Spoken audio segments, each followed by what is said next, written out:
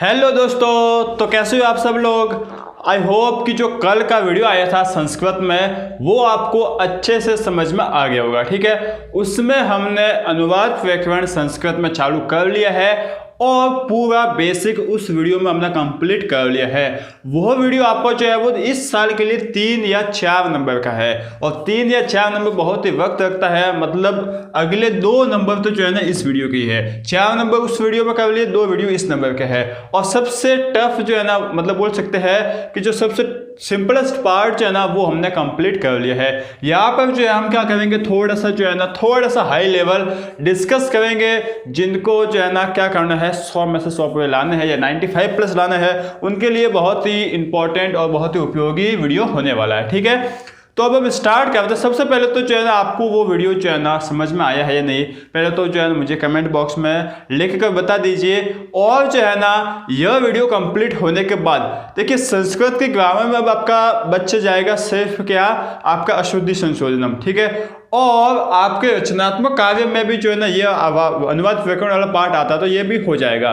तो फिर आपका बचेगा संवाद लेखनम और एक है आपका प्रार्थना पत्र। ठीक है, लगभग जो है ना लगभग 60% संस्कृत को कंप्लीट कर चुके होंगे आने वाले 3-4 दिनों में। और जो है ना जल्द ही हम क्या कर लेंगे, पूरे सिलेबस को भी खत्म कर लेंगे। ठीक है, चलिए स्टार्ट करते हैं। देखिए अब आपको कल आपने इतना याद किया था तो उसमें थोड़ा और ऐड कर लीजिए और इसको भी याद कर लीजिए। ठीक है, अब ये है क्या, देखिए सबसे पहले तो जो आपकी अस धातु है ना, अब अस धातु क्या होती है सब ये तो हमें समझाओ। अस धातु का जो है ना अस धातु का लट लगा रूप जो आपको याद करना, मतलब जिस तरीके से इंग्लिश में बी होता है ना, होना के अर्थ में जो है ना इस अस धातु का उपयोग किया जाता है। ठीक है ना, होना आप समझते हो ना, तो उस होना के अर्थ में किया जाता है। जैसे कि देखिए प्रथम पुरुष एक वचन की बात करें, अस्थि, अस्थि का मतलब है, मतलब कहने का मतलब अस धातु है के रूप में आता है। जैसे कि मान लो कि नगर में एक तालाब है तो उस है के लिए जो है ना ये अस धातु का उपयोग किया जाता है। ठीक है, राम भरत का भाई है तो उस है के लिए इस अस्थि का प्रयोग किया जाता है। समझते हो, तो इस तरीके से जो है ना आपको यह अभी एक लट लगा रूप याद करना पड़ेगा, बहुत ही उपयोगी है, आपको जो है ये समझना पड़ेगा। वैसे तो आप उससे कर सकते थे लेकिन ये थोड़ा सा अलग है ना, इसलिए मैंने सोचा कि आपको बता लिया जाए। ठीक है, क्या है देखिए, अस्थि स्तः सन्ति, असि स्तः, इसके बाद क्या स्तः, इसके बाद अस्मि स्वः स्म। ठीक है ना, एल के रूप में चलेगा आपका विसर्ग वाला भाग, बाकी तो जो है ना इसको आप याद कर लीजिए। ठीक है, समझ गए। देखिए इनको याद नहीं करो ना तो जो है ना लगभग याद ही कर लीजिए। देखिए इसमें कोई प्रॉब्लम आने वाली है नहीं, आप फटाफट याद कर सकते हो। ठीक है, अब आपने जो है ना विभक्ति कारक तो जो है ना वो सुन ही रखा होगा। विभक्ति और कारक क्या होता है, कर्ता नया कर्म को करण के लिए अपदान संपदान, ये भी जो है ना आपने सुन ही रखा होगा। ठीक है, अब ये होते क्या है और इसका क्या उपयोग है, बहुत ही बड़ा उपयोग है इसका। इसके बिना जो है ना आपके जो हाई लेवल वाले क्वेश्चन है ना वो हो ही नहीं सकते। इसके बिना आप सिर्फ बेसिक कर सकते हो, जो मैंने आपको पिछले वीडियो में बताया है। ठीक है, मैंने जो है ना दोनों को कैटेगराइज किया है कि इस विभक्ति के ज्ञान के बिना आप उनको कर सकते हो और विभक्ति का यदि आपको ज्ञान है ना तो आप सभी क्वेश्चन कर सकते हो। जैसे कि देखिए बात को तो विभक्ति प्रथमा द्वितीय तृतीय सप्तमी विभक्ति तक जो है ना हम बात करेंगे। ठीक है, कारक जो है ना देखिए कर्ता कारक है, कर्म कारक है, कर्ण कारक है, संपदन कारक है, पदन कारक है, संबंध कारक और अधिकरण कारक। ठीक है, अब इनका उपयोग कहाँ किया जाता है और क्यों किया जाता है, किस तरीके से किया जाता है वो हम बात करेंगे। ठीक है, और इसका जो है मैं आपको शॉर्ट ट्रिक बताऊंगा कि इसकी शॉर्ट ट्रिक से कैसे आपको काम करना है। ठीक है, जैसे कि देखिए हम प्रथमा कारक जो है ना वो क्या होता है, प्रथमा विभक्ति में कर्ता कारक क्या होता है, कर्ता होता है। ठीक है, इसका जो है ना आपको चिन्ह की बात करें ना तो न के साथ उपयोग होगा। जैसे कि देखिए राम ने खाना खाया। ठीक है ना, खाना खाया, तो यहाँ पर जो है ना राम क्या है आपका कर्ता कारक है। ठीक है ना, बात समझ रहे हो ना, तो उसके लिए जो है ना अब आपको पहचानना पड़ेगा कि यहाँ पर कारक कौन सा, कर्ता है, कर्म है, कर्ण है, संप्रदान है, अपदान है, और किससे पहचानोगे, इससे।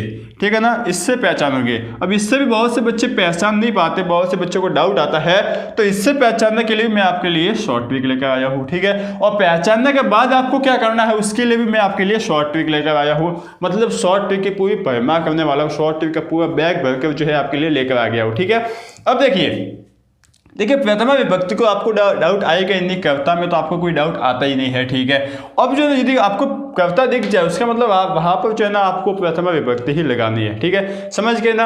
अच्छा, मतलब ऐसा समझ लो कि जहां पर प्रथमा विभक्ति हो ना वहां पर पुल्लिंग में तो जो है ना क्या लगाना, पीछे विसर्ग। जैसे कि देखिए राम खाना खाता है, तो जब इसका आप संस्कृत बनाने जाओगे ना तो लिख लोगे, यदि पुल्लिंग है ना, ये पुल्लिंग ही है तो रामः लिख लोगे, बस इस तरीके से लिख लोगे, ये आपकी प्रथमा विभक्ति होगी, ठीक है।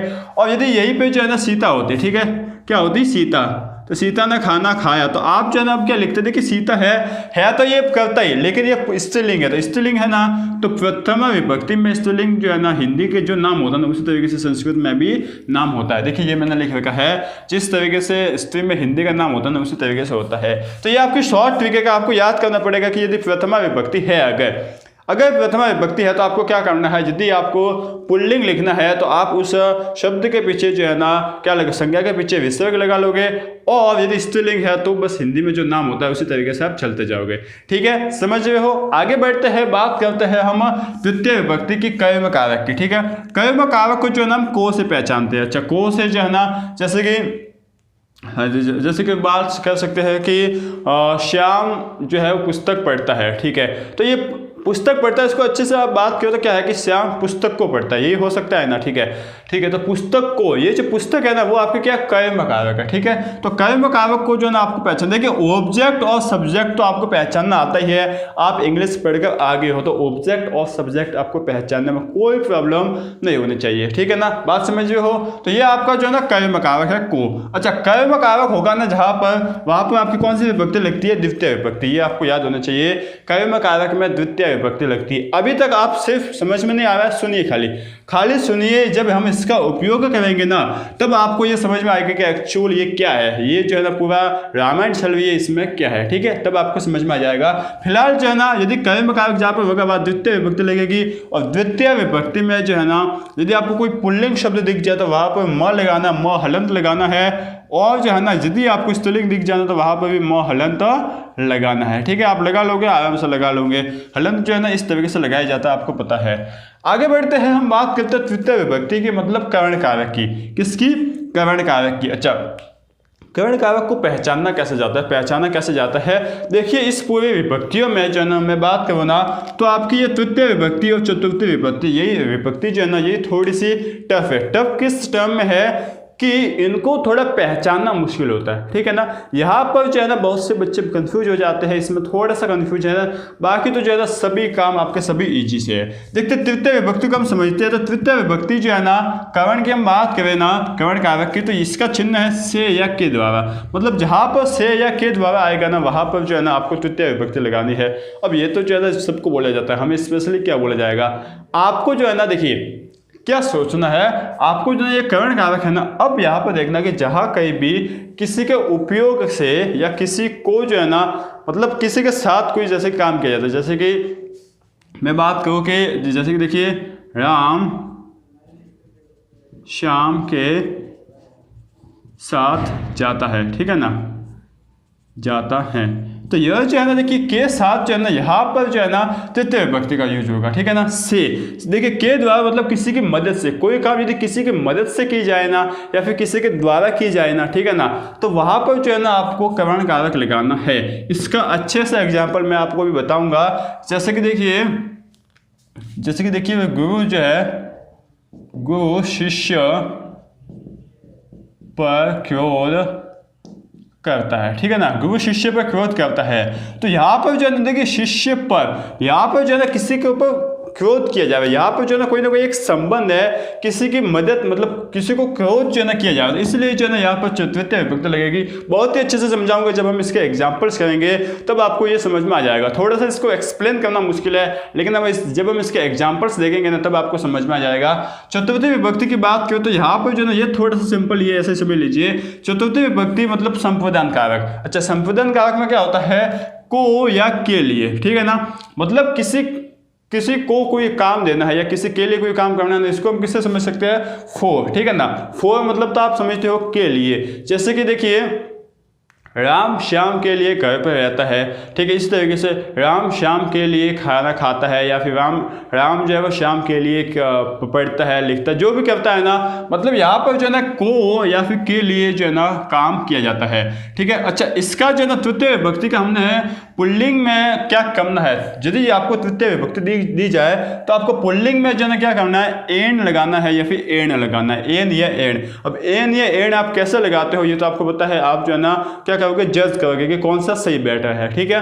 और स्त्रीलिंग की हम बात करें ना तो वहां पर देखिए जैसे कि सीता है, ठीक है ना, सीता है तो या का जो आ हटाकर उसमें जो है ना या लगा लेने का है, सीतया। इस तरीके से जो है ना आपको ये काम करना है, आपका जो है ना काम आराम से हो जाएगा। समझ रहे बात, बहुत ही अच्छे से जो है ना इसको करना है। इसके बाद हम बात करते हैं चतुर्थी विभक्ति की, संप्रदान कारक की। संप्रदान कारक कैसे कैसे पहचाना जाता है किसी के लिए, जैसे कि श्याम राम को खाना देता है, श्याम राम के लिए खाना खाता है। इस तरीके से जो है ना जहां पर फॉर के लिए इन टर्म्स ऑफ बात कर लेते हैं कि किसी के लिए कोई काम किया जाएगा तो वहां पर जो है वो संप्रदान कारक का यूज किया जाएगा और वहां पर जो है ना विभक्ति लगेगी चतुर्थी। अच्छा, चतुर्थी विभक्ति में जो है ना आय लगाया जाता है, ठीक है ना, ठीक है ना। किसके लिए किसको लगाया जाता है, पुल्लिंग में आ है और स्त्रीलिंग में जो है ना ये लगाया जाता है। ये जो है ना आपको बात याद रखना पड़ेगा। जैसे कि राम है ना तो हो जाएगा पुल्लिंग में रामाय, इस तरीके से जो है वो हो जाएगा, ठीक है ना। तो ये जो है ना आपको बात याद रखनी पड़ेगी। इस तरीके से पंचमी विभक्ति, ये तो बिल्कुल सिंपल है, फॉर्म के लिए यूज होगा, ठीक है। पंचमी विभक्ति मतलब अपादान कारक के लिए जो है ना फॉर्म के लिए यूज होगा, मतलब से के अर्थ में। मतलब जब विभक्त होने की बात होगी ना, किसके विभक्त होने की, मतलब दो वस्तुओं का बिछड़ा जब होगा ना तब इस पंचमी विभक्ति का जो है ना उपयोग किया जाएगा अपादान कारक का। जैसे कि अच्छा, दो वस्तुओं का मतलब जो बोलते हैं कि बिछड़ा, इस बिछड़ा का मतलब क्या है, जैसे कि समझिए अंतर। पहली बात तो आपका होगा अंतर कैसे कि श्याम जो है वो राम से सुंदर है। देखिए यहाँ पर से आया ना, से टर्म्स में अंतर किया गया है, बात समझ लो। जैसे कि देखिए गीता सीता से अच्छी है, ठीक है। तो देखिए गीता सीता से अच्छी, यहाँ पर तुलना तो की गई है और तुलना करने के लिए हमने किसका उपयोग किया, से। तो यहाँ पर से क्या कर रहा है, दोनों में जो है वो दोनों को अलग कर रहा है, किसके आपस में तुलना करके दोनों को अलग कर रहा है, ठीक है। पहला अलग करना यह हो गया। दूसरा अलग करना क्या हो सकता है कि मैं जयपुर से अपने गांव जाता हूँ, ठीक है। तो जयपुर से अपने गांव जाता हूँ तो यहाँ पर से आया है ना। अब से क्या कर रहा है, जयपुर अपने गांव को अलग अलग कर रहा है ना, जयपुर से अपने गांव जाता हूँ, ठीक है ना। तो इस तरीके से जो है ना से यहाँ पर किसके विभक्ति, मतलब विभक्त जब करना होगा ना, जब बिछड़ा दो चीज़ों का करना होगा ना तो वहाँ पर जो है ना किसका उपयोग किया जाएगा, पंचमी विभक्ति का उपयोग किया जाएगा। अच्छे से आप समझ सकते हो फॉर्म, ठीक है ना। कहीं जाना हो तो टू लगाते हैं, कहीं से आना हो तो फॉर्म लगाते हैं, तो बस वही वाला जो है ये फॉर्म है, ठीक है ना। तो ये अपादान कारक कहलाता है और इसमें जो है ना क्या किया जाता है कि जो पुल्लिंग होता है उसमें आप जोड़ा जाता है और जो स्त्रीलिंग होता है उसमें यहाँ जोड़ा जाता है, यहाँ, ठीक है ना। समझ रहे हो बात, अच्छे से समझ रहे हो। और षष्ठी विभक्ति तो इससे भी सिंपल है। षष्ठी विभक्ति हमेशा संबंध के लिए उपयोग की जाएगी। संबंध के लिए जैसे कि वह मेरा, जैसे वह श्याम राम का भाई है, ठीक है, गीता सीता की बहन है। इस तरीके से जो है ना संबंध जहाँ पर बताना होगा, संबंध आप समझते हो, जहाँ पर संबंध बात आएगी वहाँ पर षष्ठी लगेगी, संबंध षष्ठी, ठीक है ना। इस तरीके से याद कर सकते हो। और जो है ना इसमें पुल्लिंग में लगता है स्य और स्त्रीलिंग में लगता है यहाँ, ठीक है। पुल्लिंग में स्य और स्त्रीलिंग में यहाँ लगता है। और सप्तमी विभक्ति की, सप्तमी विभक्ति की बात करें ना, सप्ती बोल सकते हो या फिर सप्तमी बोल सकते हो, ठीक है ना। सप्तमी विभक्ति की बात करें तो यह अधिकरण की बात की जाती है, प्रीपोजिशन बोल सकते हैं इंग्लिश में। अच्छा, अधिकरण कारक कैसे होता है, देखिए जैसे कि अंदर या बाहर, जैसे कि गांव के अंदर कुआं है तो गांव के अंदर आ गया ना, ठीक है ना, माँ, या फिर गांव में कुआं है, जब गांव में नदी है तो देखिए गांव में आ गया ना, तो यहाँ पर जो है ना कहीं प्रीपोजिशन इन का उपयोग हो रहा है, ठीक है। उसी तरीके से गांव, जैसे कि छत के ऊपर जो है क्या है, बड़ी सी बोल सकते हो बड़ा सा घर है, ठीक है। बोल दिया ना आपने कि छत के ऊपर, बोल लो कि बंदर आ गया है छत के ऊपर, तो यहाँ पर प्रीपोजिशन हुआ है ना उपयोग, ऑन का उपयोग हुआ है, तो वहाँ पर जो है ना हम अधिकरण कारक का उपयोग करते हैं, वहाँ पर विभक्ति लगती है सप्तमी, ठीक है ना। वहाँ पर जो है ना कुछ नहीं किया जाता, पुल्लिंग होता है वहाँ पर ए जोड़ दिया जाता है और जो है ना स्त्रीलिंग होता है वहाँ पर याम जोड़ लिया जाता है। बस ये जो है आपको याद रखना है। अच्छा, इसको याद जो है ना कैसे रखना है, बस इस सारणी को याद करना है और जो है ना आपको कोशिश करनी है, क्या कोशिश करनी है कि इनके कहाँ का उपयोग आता है उनका हम यूज़ कर लें। ठीक है, कहाँ का उपयोग आता है, कैसे उपयोग आता है, यह जो है ना मैं अभी आपको बताता हूँ। जब हम एक के ऊपर एक एग्जाम्पल्स करेंगे ना, बोर्ड एग्जाम में आए हुए एग्जाम्पल्स करेंगे ना, तब आपको समझ में आ जाएगा। चलो अब हम एक एक करके जो है ना सभी एग्जाम्पल्स देख लेते हैं, जिससे जो है ना आपको समझ में आ जाएगा। देखिए सबसे पहला एग्जाम्पल हम देखते हैं, क्या लिखा है, शीला मोहन के साथ विद्यालय जाती है। सब कुछ आप लिख लोगे, लेकिन मोहन के साथ, इसको आप समझिए, मोहन के साथ। अब यहाँ पर क्या हो रहा है, देखिए शीला जो है ना विद्यालय तो जाती है, लेकिन किसी की मदद से जाती है, किसी के साथ जाती है। मतलब विद्यालय जाने में किसी की मदद ले रही है ना, तो जब भी किसी की मदद ली जाती है ना, ठीक है ना, किसी के द्वारा कोई काम किया जाता है ना, किसी की मदद लेकर किया जाता है, तो वहां पर जो है ना तृतीय विभक्ति लगती है। देखिए यही मैंने बोला था, से या फिर के द्वारा, के द्वारा मतलब किसी की मदद से। तो यहाँ पर शीला जो है किसी की मदद से जो है ना क्या जा रही है, विद्यालय जा रही है। तो शीला तो आप ऐसा कैसे ही लिख लोगे, देखिए शीला तो आपने लिख लिया, कुछ नहीं। अब शीला आपने ऐसा कैसे क्यों लिख लिया, क्योंकि शीला स्त्रीलिंग है, और स्त्रीलिंग को संस्कृत में सेम जैसे हिंदी में लिखा जाता है उसी तरीके से लिखा जाता है। अब है मोहन, अब मोहन के साथ है ना, तो मोहन के साथ जो है मोहन के जो है ना, ये आपकी अलग होगी, कौन सी विभक्ति, तृतीय विभक्ति होगी। और तृतीय विभक्ति में पुल्लिंग के पीछे एन या एन लगाया जाता है। तो मोहन के पीछे एन लगाएंगे तो मोहनेन हो जाएगा, और मोहन के पीछे एन लगाएंगे तो मोहनेन हो जाएगा। तो मोहनेन तो होता है नहीं, मोहनेन होता है। तो आपने लिख लिया मोहनेन, ठीक है ना। अब समझ में आया नहीं आया, बिल्कुल अच्छे से आ गया सर। आपको जो है ना पहचानना पड़ेगा कि यहाँ पर कौन सी विभक्ति है, और विभक्ति पहचानने के लिए मैं आपको शॉर्ट ट्रिक बता रहा हूँ। ठीक है, मोहन के साथ, अब देखिए साथ के लिए क्या आता है, सह, ठीक है। और विद्यालय के लिए क्या आता है, विद्यालयम, विद्यालयम, ये आपने लिख लिया। इसके बाद जाती है, अब यहाँ पर कंफ्यूज मतलब प्रॉब्लम मत कर देना, जाती है मतलब गच्छ, गम का उपयोग होगा, गच्छ के रूप में चलेगा। लेकिन शीला जो है वो क्या है, प्रथम पुरुष, मध्यम पुरुष, उत्तम पुरुष। शीला है वो प्रथम पुरुष है, प्रथम पुरुष एक वचन, तो गम का प्रथम पुरुष एक वचन क्या होता है, गच्छति। ये आप याद रखना, वो सारणी जो है ना वो याद रखना। सबसे इंपॉर्टेंट मैं आपको बताऊँ ना, अब ये अंदर की बात है, सबसे इंपॉर्टेंट यह है कि आपको लट लकार जो है ना अच्छे से याद कर लेना। यदि आपको कोई याद नहीं करना तो लट लगा तो याद कर लेना, और जो है ना बस इसको थोड़ा बहुत देख लेना, आपका काम जो है वो हो जाएगा। कम से कम 5 नंबर का तो आप लिख कर आ ही जाओगे, 6 नंबर में से 5 नंबर का तो लिख कर आ ही जाओगे।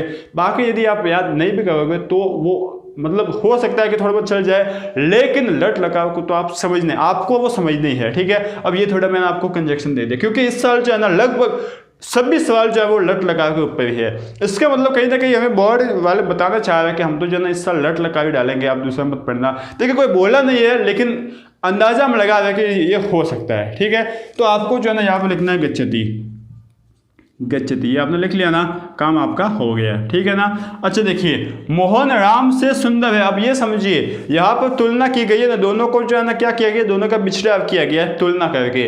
मोहन राम से सुंदर है, और जब भी तुलना की जाए, जब भी बिछड़ाव किया जाए, तो वहाँ पर जो है ना पंच का उपयोग किया जाता है, पंचमी विभक्ति होती है। और पंचमी विभक्ति में आत होता है पुल्लिंग में, और या होती है स्त्रीलिंग में। तो मोहन, ठीक है, मोहन तो ऐसे आ जाएगा, ऐसे आ जाएगा क्या, बिल्कुल नहीं, विसर्ग के पीछे लग जाएगा, क्योंकि मोहन पुल्लिंग है, और पुल्लिंग के पीछे जो है ना क्या लगता है, विसर्ग लगता है। ठीक है, राम से, अब राम से के लिए जो है ना आपका क्या हो जाएगा, राम के पीछे आत लगा लो तो आपका क्या हो जाएगा, राम प्लस आत तो रामात हो जाएगा। तो मोहन रामात। अब जो है ना या आप क्या लिखोगे, सुंदर अस्ति, या फिर आप बोल सकते हो कि सुंदरम अस्ति। ठीक है ना, तो आप लिखोगे सुंदरम, सुंदरम। अच्छा, अस्थि आपको किस तरीके से लगाना है, कैसे लगाना है, वो मैं जो है ना आपको बताता हूँ। देखिए अस्थि का जो है ना हम बात करें ना, देखिए अस धातु है आपका, और यह जो है ना आपका इसका पुल्लिंग आपको लट लगा, मैंने आपको बता दिया था। अच्छा, अब अस धातु किस तरीके से आएगा, कैसे आएगा, देखिए मोहन क्या है आपका, प्रथम पुरुष, प्रथम पुरुष है, प्रथम पुरुष कौन सा है, एक वचन। ठीक है, तो प्रथम पुरुष एक वचन इस अस धातु में क्या है, प्रथम पुरुष एक वचन अस धातु में अस्थि है। ज़्यादातर, ज़्यादा से ज़्यादातर जो है ना आपका अस्थि, स्तः, संति ही उपयोग होगा, बाकी जो दूसरा बहुत ही कम उपयोग होगा, लेकिन बहुत ही कम होगा, इसलिए मैंने इसको रखा है। तो सुंदरम अस्थि, ठीक है ना, अस धातु का अस्थि हो गया। अच्छा, अस्थि किसके लिए आया, इस है के लिए, सुंदर के लिए तो सुंदर में आ गया, है के लिए अस्थि आ गया। बात समझ में आ गई, बिल्कुल अच्छे से आ गई। गुरु शिष्य पर क्रोध करता है, सब कुछ लिख लोगे आप, विभक्ति पहचानो, गुरु शिष्य पर क्रोध करता है। अब आप देखिए क्या होगा, आपको यह जो है ना देखना पड़ेगा गुरु शिष्य पर। अब देखिए गुरु शिष्य पर क्रोध करता है। अच्छा, देखिए अब यहाँ पर आपको डेप्थ में जाना पड़ेगा। गुरु जो है वो शिष्य पर क्रोध करता है, वो किसके लिए करता है? भाई गुरु को मजा तो नहीं आता है, ठीक है ना, और जब मजा भी आता है तो वो गुरु के लिए करता है। और पहली बात तो ये मजा आता नहीं है, गुरु शिष्य पर तभी क्रोध करता है जब वो शिष्य का भला चाहता है, ठीक है। मतलब वह गुरु कहीं ना कहीं जो है वो शिष्य के लिए ही तो है ना, शिष्य के लिए ही क्रोध कर रहा है। तो यहाँ पर जो है ना के लिए ही आता है, इसलिए जो है ना देखिए यहाँ पर हो गया के लिए, और के लिए जो है ना यदि आ गया तो यहाँ पर चतुर्थी विभक्ति और चतुर्थी विभक्ति में आय लिखता है, ठीक है। तो आपको लिखना पड़ेगा गुरुहु शिष्य पर, मतलब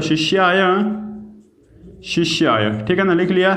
इसके बाद देखिए क्रोध है ना, अब जो है ना क्रोध करता है, देखिए क्रोध यह आपका होता है कृत्य, ठीक है ना, ये आपके क्रोध करने की जो है ना मतलब बोल सकते हैं कि मुख्य धातु होती है। अब ये देखिए गुरु क्या है आपका, प्रथम पुरुष है, एक वचन है, और इसका जो है ना क्या हो जाएगा, प्रथम पुरुष एक वचन में पीछे ती लगता है, तो आप क्या लिख लोगे क्रोध्य, ये आपका है क्रोध्य और पीछे हो जाएगा ती, ये आपका हो गया कृत्यति, गुरु शिष्याय कृत्यति, हो गया ना, अच्छे से आया समझ में। तो देखिए इसका जो है ना यदि आपको समझ में आ जाती है ना, आती है, तो लगभग जो है ना ये सवाल भी आपके मतलब थोड़े से टफ है। यदि आपको ये समझ में नहीं आती है, तो यदि ये समझ में आ गई ना, तो जो मैंने आपको फर्स्ट में बताया उसमें तो ज़्यादा याद भी करना पड़ता है, इसमें तो ज़्यादा याद भी नहीं करना पड़ता और आपका काम हो जाएगा, ठीक है। जैसे कि देखिए चौथा सवाल यहाँ पर है, राजा ब्राह्मण को गाय देता है। देखिए राजा जो है ना उसको क्या बोलते हैं, नृपः, ठीक है, नृपः बोलते हैं या नृपत बोलते हैं, ठीक है, क्या बोलते हैं, नृपत।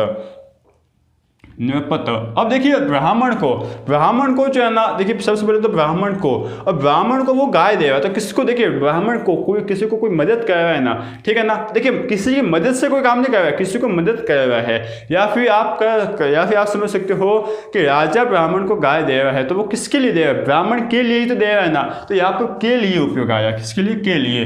तो आप जो है ना देखिए जो ब्राह्मण है उसको बोलते हैं विप्र, और इसके के लिए है पुल्लिंग है, तो क्या हो जाएगा, विप्राय, ये आपका हो जाएगा विप्राय, ये आपका हो गया, ठीक है।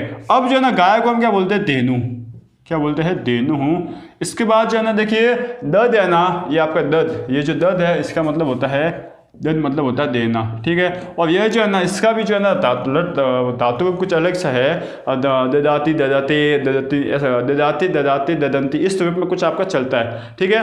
तो इसका जो है ना मैंने यहाँ पर लिखा नहीं, लेकिन जो है ना मैं आपको बता दूंगा इसका क्या है धातु रूप। बाकी यहाँ पर जो है ना देखिए नृपत आपका प्रथम पुरुष है, एक वचन है, तो इसका जो है ना दद का क्या हो जाता है, ददाती हो जाता है, ठीक है, ददाती। तो इस तरीके से भी जो है आप कह सकते हो कि नृपत विप्राय मतलब ब्राह्मण को धेनु देता है, ठीक है ना। समझ में आप बात बहुत ही अच्छे से समझना है आपको।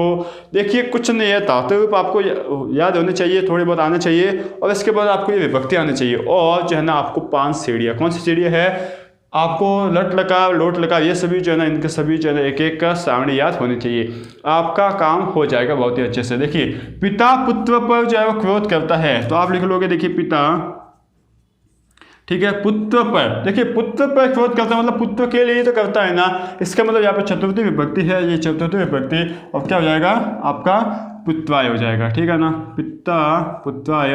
इसके बाद वापिस कृद्यति, कृद्यति क्यों आ गया, क्योंकि यह एक वचन, प्रथम पुरुष एक वचन है, और एक वचन में पीछे ती ही लिखता है, तो कृद्यति हो गया, पिता पुत्राय कृद्यति। आ रहा है समझ में, बिल्कुल अच्छे से आ रहा है। यदि आपको कोई डाउट हो तो आप जो है ना कमेंट बॉक्स में लिख के बताइए, क्योंकि मुझे यहाँ पर पता नहीं चल पा रहा है कि आपका डाउट जो है वो क्या है, ठीक है। समझ में ना अच्छे से, बिल्कुल अच्छे से समझ में। अब थोड़े बहुत जो है ना और एग्जाम्पल कर लेते हैं। इसके बाद 2020 में आए हुए एग्जाम्पल्स जो है, 2020 में आए हुए क्वेश्चन जो है उनको फोड़ देते हैं, और आपको विश्वास हो जाएगा कि हमें जो ये बताया गया है वो बिल्कुल ही सही है, और हमारा काम जो है वो हो रहा है, ठीक है। चलिए अब हम और कुछ उदाहरण करते हैं। देखिए इस शहर में सरोवर है, ठीक है, इसको आपको लिखना है। अब यहाँ पर आ गया इस, और इसको हम कहते हैं अस्मिन, क्या बोलते हैं, अस्मिन, ठीक है ना। आप नए नए शब्द जो है वो सीख जाओगे, आपको जो है ना यहाँ पर डाउट आने की जरूरत नहीं है कि सर हमें ये तो पता ही नहीं अस्मिन। तो जब आप प्रैक्टिस करोगे तो आपको नए नए शब्द मिलेंगे, आप जब देखोगे इसका आंसर, अच्छा ये इसका ये होता था, बस आप उसको समझ जाओ कि इसका ये होता था, आप उसको याद कर लो कि अच्छा इसका ये होता, तो इसका होता है अस्मिन। शहर को हम बोल सकते हैं नगर, ठीक है। अब देखिए यहाँ पर जो है ना शहर में क्या बोला है शहर में, अच्छा शहर में कौन सा प्रीपोजिशन, मतलब प्रीपोजिशन क्या बोल सकते हैं, कौन सी जो है विभक्ति हो गई। ठीक है, विभक्ति कौन सी हो गई ये आपको पता करना है। तो मैंने आपको बताया था कि जब हम अधिकरण की बात करते हैं, अधिकरण आपको समझ में नहीं आता है, लेकिन अधिकरण मतलब प्रीपोजिशन, सप्तमी विभक्ति मतलब जहां पर भी प्रीपोजिशन आ जाए, अंदर बाहर, ठीक है ना, तो वहां पर जो हम सप्तमी विभक्ति अधिकरण का उपयोग करते हैं। मतलब जैसे कि मैं, ठीक है, इस सर मैं ही तो आया है ना, ठीक है ना, तो मैं आया है, इसका मतलब यहाँ पर अधिकरण होगा, और अधिकरण में जो है वो पुल्लिंग हो, उसके पीछे तो जो है ए लगा देते हैं, और स्त्रीलिंग हो उसके पीछे याम लगा लेते हैं। तो हम इसके पीछे लगा लेंगे शहर, ठीक है, शहर है तो शहर या फिर नगर लिख लेता है, ठीक है ना, नगर है तो नगर के पीछे नगर क्या लिख लिया, अस्मिन नगरे, ठीक है। अब है सरोवर, ठीक है, तो आपको जो है ना सरोवर को लिख लेने का है संस्कृत में सरोवर। अब है का क्या होगा, देखिए नगर है तो नगर क्या है आपका प्रथम पुरुष एक वचन है, ठीक है, तो प्रथम पुरुष एक वचन इस अस धातु का है के लिए अस धातु का क्या होगा, प्रथम पुरुष एक वचन अस्ति। ज्यादातर केसेस में अस्ति और संति ही चलेगा, बाकी कोई लगभग बहुत कम केसेस में जो है वो दूसरा आएगा, ठीक है ना। तो देखिए अस्मिन सहरे नगरे सरोवर अस्ति, इस तरीके से आपका काम हो जाएगा। अब हम पढ़ते हैं 2020 के क्वेश्चन। 2020 के क्वेश्चन बहुत ही अच्छे से देखिए, 2020 तक जो है आपके कुल 6 क्वेश्चन ही आते थे, 6 में से आपको शायद 4 करने होते थे, लेकिन इस साल आपके 10 क्वेश्चन आएंगे, 10 में से आपको कितने करने के होंगे, 10 में से आपको करने के होंगे 6, ठीक है ना। अब हर साल जो है ना कोई एक या दो क्वेश्चन तो जो है वो ऐसे आती है जो कि लगभग मुश्किल होते हैं, वो मतलब उनको मान के चलते हैं कि वो नहीं होंगे, लेकिन पीछे बचे 8 में से जो है ना हम 6 तो कर ही सकते हैं, क्योंकि पीछे बचे जो 8 है ना वो बहुत ही सिंपल होते हैं, और उन 8 में से जो है ना 4 तो और भी सिंपल होते हैं, समझ गए। तो उसका मैं एक एग्जांपल देख लेते, उदाहरण देख लेते हैं कि किस तरीके से आते हैं। उसके बाद मैं आपको इस साल मॉडल पेपर में आए हुए क्वेश्चन बताऊंगा, वो इतने सिंपल है कि आप जो खुद ही उनको कर सकते हो, और जो है ना आपको खुद को ही उनको करना है, ठीक है, आप समझ जाओगे। देखिए नगर के पास उपवन है, के पास, देखिए नगर के पास, अब आप समझिए नगर के पास, अब आपको क्या करना पड़ेगा, यहाँ पर जो है ना आप समझिए कि यहाँ पर क्या संबंध है, कहीं ना कहीं संबंध बताया गया है कि मेरे पास, ठीक है ना, तो ये मेरा संबंध मैंने बता लिया, इस तरीके से नगर के पास, तो यहाँ पर मैं संबंध बताया कोई ना कोई कि वन और इस नगर का संबंध क्या है कि दोनों पास पास है। बात समझ में आ गया ना, संबंध जहाँ कहीं संबंध का मतलब ये मत समझना कि जो एक परिवार में संबंध होता है वो दूसरा भी संबंध होते हैं, ठीक है ना, तो वो आपको संबंध बताया है कि देखिए का की के जो है ना आ जाए ना, तो यहाँ पर जो है ना षष्ठी विभक्ति लगेगी, और इसमें पुल्लिंग के लिए शे लगाया जाता है, स्त्रीलिंग के लिए या लगाया जाता है। तो आप लिखोगे नगरस्य, इसके बाद आप देखिए पास के लिए क्या आता है, समीपम, ठीक है। अब आप लिख लोगे उपवनम, इसके बाद है के लिए क्या आ जाएगा, आप पता ही है क्या आ जाएगा, अस्थि। बस ये आपका काम जो है वो हो जाएगा, ठीक है ना। दूसरी जगह और भी थोड़ा बहुत अलग दे रखा होगा, लेकिन जो है ना हम तो इस नियम से चलेंगे, और इस नियम से जो है ना आपका ये हो रहा है, और ये लगभग सही है, ठीक है ना, समझ गए, ठीक है। अब देखिए बालक को फल अच्छा लगता है, बालक को फल अच्छा लगता है, अब आप समझिए यहाँ पर क्या आएगा, बालक को फल अच्छा लगता है, यहाँ पर जो है ना आपको समझना पड़ेगा कि क्या है। देखिए वैसे तो आपको साफ ही दिख रहा है कि बालक को जो है ना यहाँ पर देखिए चतुर्थी में को आ गया, लेकिन कहीं ना कहीं आप डाउट में आ जाओगे कि को तो यहाँ पर भी है, इसलिए जो है मैं आपको एक्सप्लेन करता हूँ। देखिए बालक को फल जो है वो अच्छा लगता है।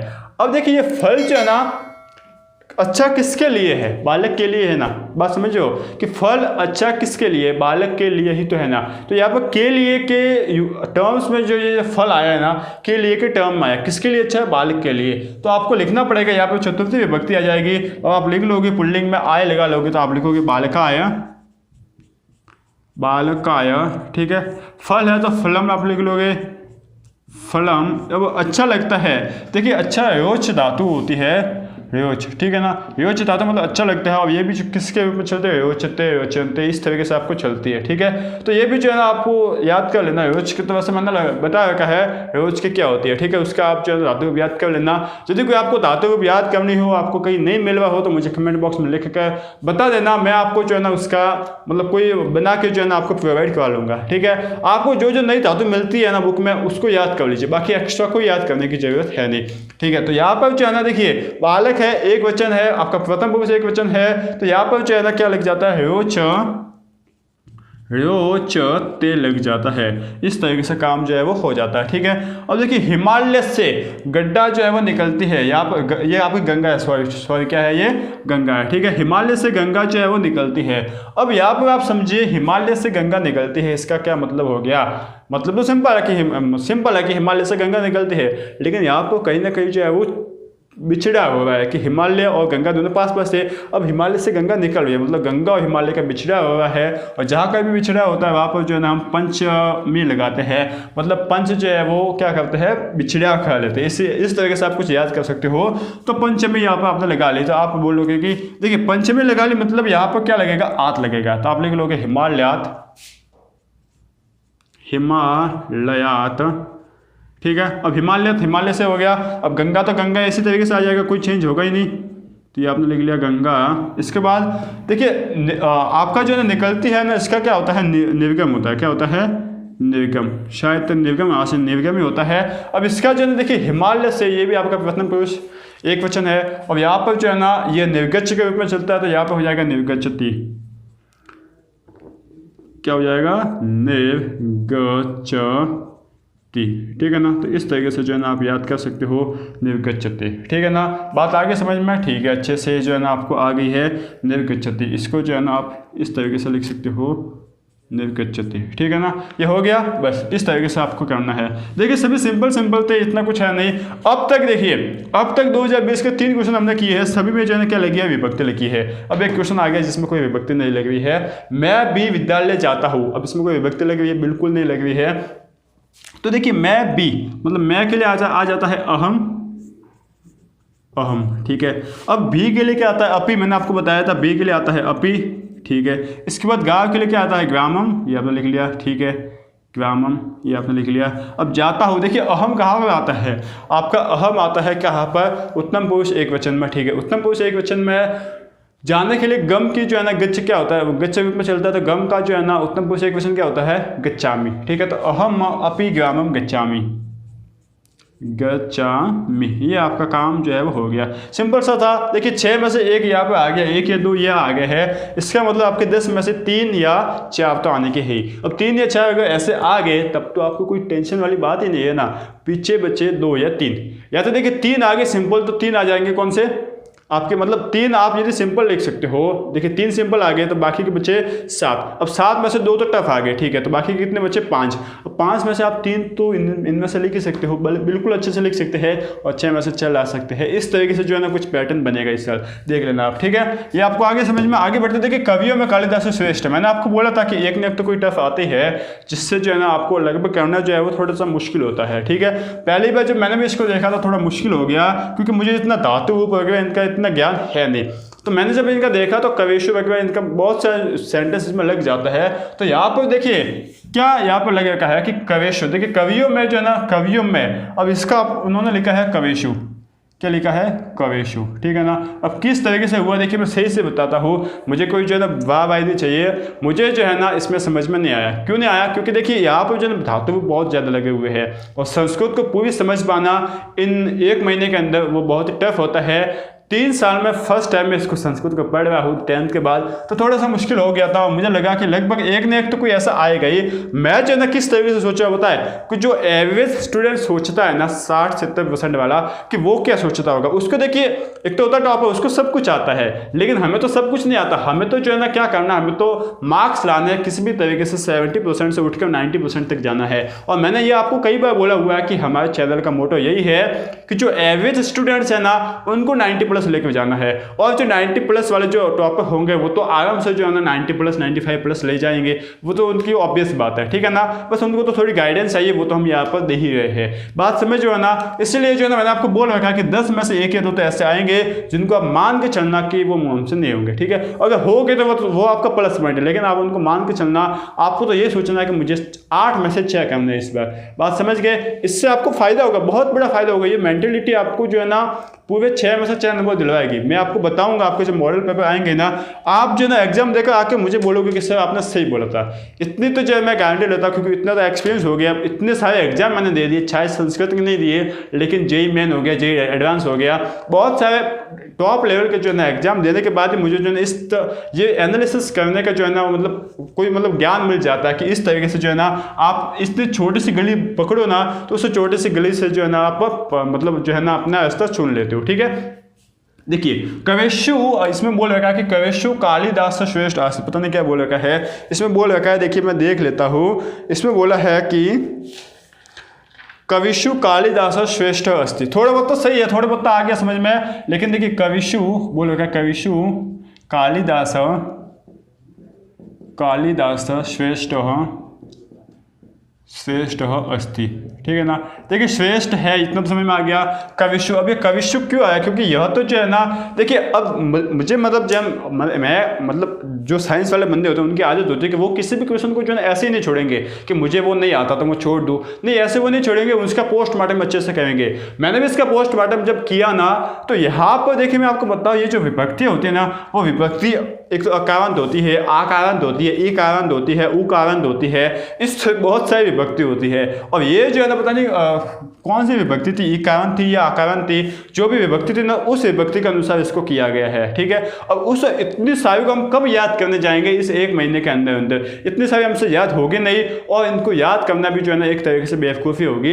इसलिए जो है ना मैंने इसको बोला कि इसको भाई तू जाने दे, तू तेरा एक नंबर हमें नहीं चाहिए। मैंने आपको आगे समझ में क्यों मैंने इसको छोड़ा है। ठीक है, बहुत सारी विभक्ति होती है, यदि आपको डाउट हो तो आप देख लीजिए कि जहाँ पर विभक्ति कितनी तरह की होती है। आपको यदि एग्जाम आपको क्लास में बोल दिया गया होगा आपके टीचर ने कि कितने तरह की विभक्ति होती है, अकारांत, उकारांत, आकारांत, ईकारांत, इतने सारी विभक्ति होती है। इनको कैसे याद करें हमसे इतना जो है वो याद नहीं होता, इतना रटा नहीं जाएगा। ठीक है, तो अब लास्ट एग्जाम्पल देख लेते हैं 2020 का, जो कि क्या था, वृक्ष के ऊपर पक्षी है। अब ये सिंपल सा था, इसमें जो है ना आपको कोई डाउट आना नहीं चाहिए। वृक्ष के ऊपर, देखिए वृक्ष के ऊपर जो है ना क्या है, के ऊपर मतलब यहाँ पर जो है ना देखिए का की के जो है ना यहाँ पर क्या एक तरीके के संबंध बता दिया गया, षष्ठी विभक्ति लगेगी, और षष्ठी विभक्ति में जो है ना से लगा लिया जाता है पुल्लिंग में, तो आप लिखोगे वृक्षस्य, इसके बाद ऊपर को क्या बोलते हैं संस्कृत में, ऊपरी, पक्षी को खगः। ठीक है, अब पक्षी खगः है, ये आपका क्या है, विभक्ति कौन सी, प्रथम सॉरी आपकी पुरुष कौन सा है, प्रथम पुरुष, और क्या है, एक वचन है। ठीक है, देखिए सभी जो है ना आपके लट लकार में चल रहे हैं, सभी वर्तमान काल में चल रहे हैं, इसलिए आपको बोला कि आप लट लकार याद कर लीजिए, लगभग जो है आपका काम हो जाएगा। तो जो है ना वृक्ष के ऊपर जो है ना है पक्षी, तो यहाँ पर प्रथम पुरुष एक वचन है, तो यहाँ पर जो है ना अस का अस्थि हो जाएगा, है के लिए अस्थि हो जाएगा। ठीक है ना, ये आपका काम जो है वो हो गया। अब देखिए वृक्ष के ऊपर आ गया है, इसलिए यहाँ पर षष्ठी विभक्ति यूज की। आपको डाउट नहीं आना चाहिए कि हमने जो है ना सप्तमी विभक्ति यूज क्यों नहीं की। यदि यहाँ पे ऐसा आ गया होता ना कि आपके वृक्ष पर क्या है, पक्षी है, तब हम सप्तमी विभक्ति यूज करते हैं, लेकिन यहाँ पे बोला है कि वृक्ष के ऊपर पक्षी है, इसलिए हम यहाँ पर षष्ठी विभक्ति का यूज करेंगे। ठीक है ना, समझ में आ गया बात। तो इस तरीके से जो है ना आपको करना है। आगे आना अच्छे से। यदि आपको कोई डाउट हो, कोई भी डाउट हो, तो हमें कमेंट बॉक्स में लिख कर जरूर बताइए, हम जो है ना उसका सॉल्यूशन देने की पूरी से पूरी कोशिश करेंगे। आपके लिए लगे हुए हैं संस्कृत जो है ना, देखिए सही से वापस बोलता हूँ, मेरा टॉपिक नहीं है, लेकिन फिर भी मैं आपके लिए पढ़ा रहा हूँ। बाकी साइंस, मैथ और इंग्लिश, यह तो जो है ना आपको मैं बिल्कुल फुड़वा के रहूँगा एग्जाम में, आपके लिए इतने ढंग से तैयार करूँगा, इतने लेवल के क्वेश्चन लाऊंगा कि आप खुद ही सोचोगे। इस साल तो जो है ना सिंपल आया पैटर्न, इसलिए जो है ना इतना मतलब ठीक है, आपको नॉर्मल तैयारी करनी, ज़्यादा इसमें बर्डन लेना नहीं है। बाकी जो है ना बहुत ही अच्छा मजा आता है बोर्ड की तैयारी करने में। ठीक है, तो बस इसी तरीके से आपको कुछ नहीं करना, आपको पढ़ते रहना है, आगे बढ़ते रहना। कोई डाउट है तो जरूर बता देना, बाकी बस पढ़ते रहिए, आगे बढ़ते रहिए, और साथ ही साथ क्या करना है, एग्जाम में फोड़ने की तैयारी जो है वो करते रहिए। ठीक है, थैंक यू।